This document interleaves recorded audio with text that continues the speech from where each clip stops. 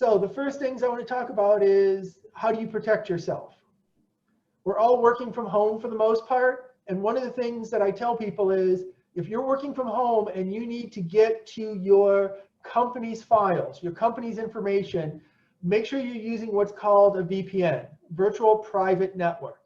What that does is it makes sure that everything you're sending is encrypted. And that is, again, where you can't read the words that are being passed back and forth. And encryption works kind of this way. There's encrypting on one side, then there's decrypting on the other. And there's a special key on both sides that your computer and their computer have so that only they can understand what's being said. So when you're just surfing the internet, you're surfing what's called plain text. So somebody can listen. It's kind of like if you remember when you had some of the first cell phones and you'd be talking and you could hear somebody else's conversation on your cell phone. Or when you have a radio, like a baby monitor, you could hear other people talking. That's all what would be considered clear text. It's clear communications. Anyone that gets it can hear it and repeat it. So what you want to do is you want to make sure that they can't repeat it. And that's where encryption comes in. So if you're sending important emails, like if you're sending your medical email information, they should be sending it to you encrypted. If you share files that are important. Yes? No, Sharon has a question. Oh, okay.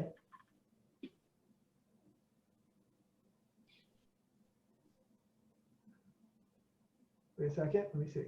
I received an email like that. I told the person I was on to them and was taking appropriate action, but since I didn't know what to do. What should I have done as a recipient of such an email? So when you get a questionable email, first of all, if you don't have spam filter protection for your email, you should get that. You want to try and make sure that the system does as much to clear out those opportunities as possible. But if you do get an email from somebody that you know, but you don't think the email is correct, I end up calling people. I have given people a call and said, did you send me this email? The number of times that they say, no, I didn't send it, thank you for telling me, and then that's when they find out they got hacked, has been amazing. She said it was someone she knew. Yeah, so you want to, if you don't think that should be an email that you received, give them a call. Make sure they actually sent it, because a lot of times they don't even know they've been hacked. So, you know, that's an important part of this type of situation is we've lost that desire to talk to people on phones and in person, but it's the best way to be safe. If somebody does send you a false email, they do that hacking where they grab somebody else's email and send it to you or spoof it at you. If you talk to them, they're going to tell you I didn't send it. I don't know where that is.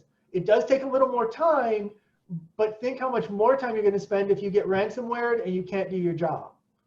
So that's one of the first things. If you know it didn't come from the person, don't even take the time to send back, because you don't want to propagate. You know, one of the things that they'll do is they'll do a forward. Yep. Yes. So you want to have spam protection and you want to verify with an in-person call, especially if they're asking for money from you.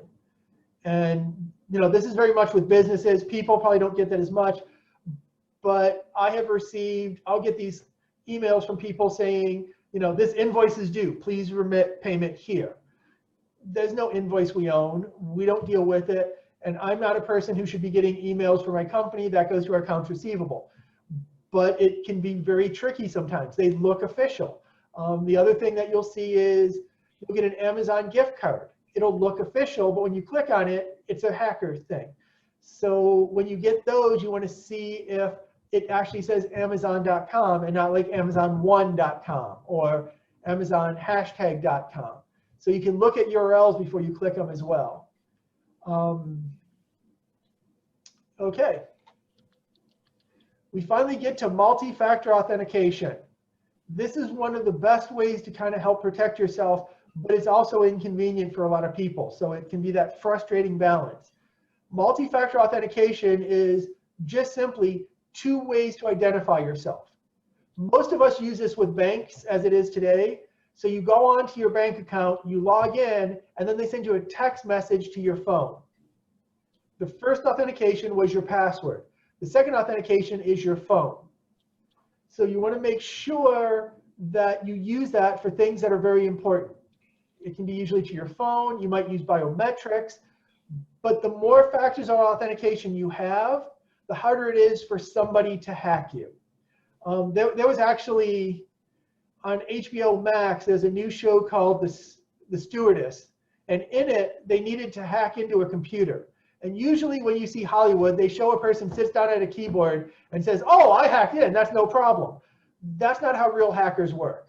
How it works, and they showed it because what they did was they were in this person's house, they lifted up a tray, and underneath it, he had put his password. And that's how they got in. So when you're on social media and you see those Facebook things, tell us 20 things from your past, or tell us what they're actually using those to find out your reset password things. Like, what was your elementary school? What was your first dog's name? What was so when you give that out, they're looking for that so they can then use that to reset your password to something they can use. I suggest, and we'll talk about LastPass and password management things, but when you have those 3 questions, don't answer them honestly. So like, say, for example, what's your first dog? You might say Blue House. You're going to know Blue House is your answer, but a hacker is going to be looking for the name of that first dog. So that's a way to get around that, because yes, they're using social media to social engineer you to be a trick to get into. So where you can, when you're using your bank accounts, use the multi-factor authentication. Don't let things be logged in for too long. Don't let it log in for, maybe a couple of days, but don't make it for weeks or a month, because the longer it stays logged in, the more chance they can hack it and take your information. So most things you can set up multi-factor authentication. If you're concerned you're being hacked, I would recommend using that. This next word is biometrics. Biometrics means human body. So your fingerprint, your face. So anyone that has a new iPhone is using biometrics because there's no other way really except for a PIN to log into your phone. Those are very good ways to protect yourself. So when you look at your phone and it unlocks, my tablet does that. I use what's called Windows Hello, which is the Windows version of biometric authentication. So my laptop has a fingerprint reader. My Surface takes a picture of my face. Now the problem I run into is if it's dark, you can't see my face, it can't get the picture, but that's okay. And there was a problem with iPhones when the pandemic started, because when you're wearing a mask, it can't read your face. So they had to rewrite the code to be able to read your face with a mask on. It's funny, I knew about that problem because we worked with medical offices, and nurses couldn't unlock their phones because they had masks on. So, but biometrics is a very good way to help secure. If you don't want to go through 2-factor authentication, go through biometrics. I automatically use my biometrics to do my 2-factor authentication. So when I get a request, like when I log into my Office 365 account, I have to put my finger on my iPhone before it'll let me into my Office account. So you can mix up these authentications as you go. That's the nice thing about it. And the more you do, the more secure you are.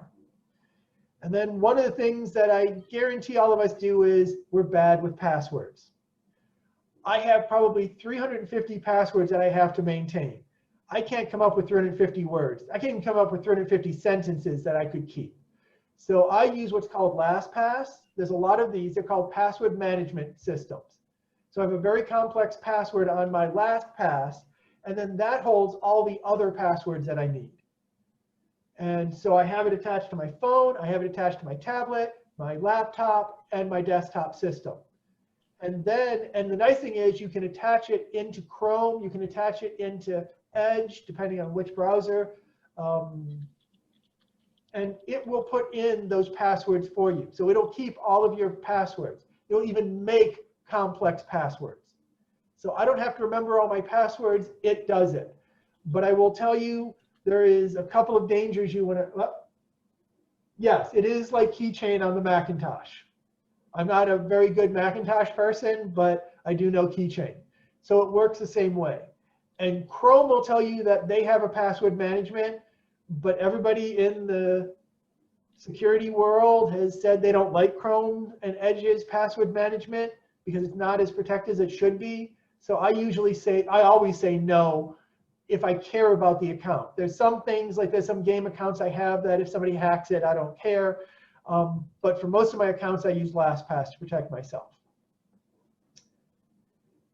Because we all know, we probably all have that one password we use for our bank account, for our email, because it's easy. I even was guilty of that for a long time because I couldn't remember them all. And then what I did was I just had the same password with a couple of changes at the end. But a hacker's gonna be able to figure that out pretty quickly.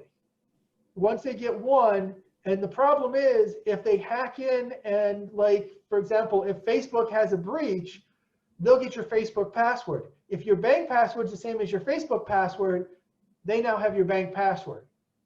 Even if it's one character off, they'll do scans against one character off type things, especially on the end or the beginning. So you want to use a situation where you're using very complex passwords, but you're not memorizing them.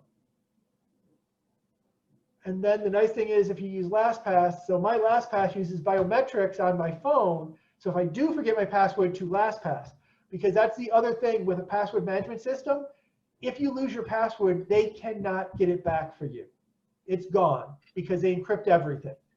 So you want to make sure, I usually tell people that password for LastPass, write it down on a piece of paper and put it in a safe if you have a safe in your house. Put it in a truly secure location so that you don't lose it, because that's the only way back in if you don't have it.